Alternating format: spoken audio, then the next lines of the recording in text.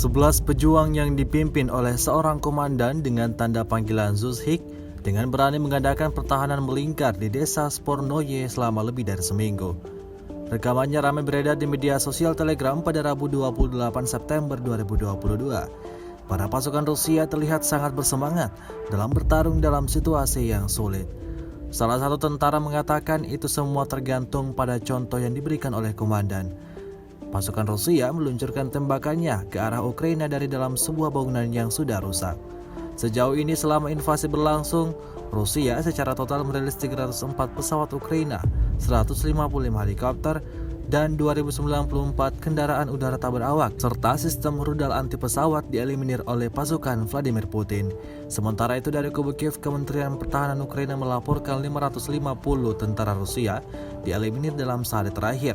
Total 57.750 prajurit Federasi Rusia meninggal sejak awal konflik hingga hari ke-216.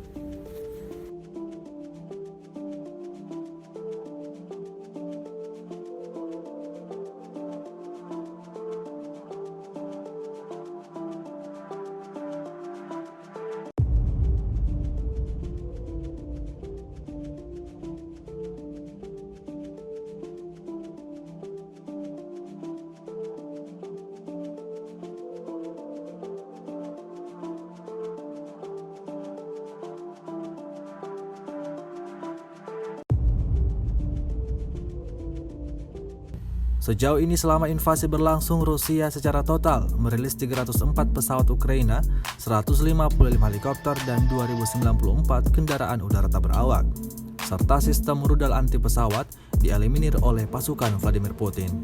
Sementara itu dari kubu Kiev, Kementerian Pertahanan Ukraina melaporkan 550 tentara Rusia dieliminir dalam 24 jam terakhir.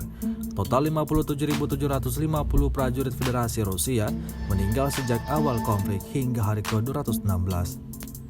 Terima kasih sudah nonton. Jangan lupa like, subscribe, dan share ya.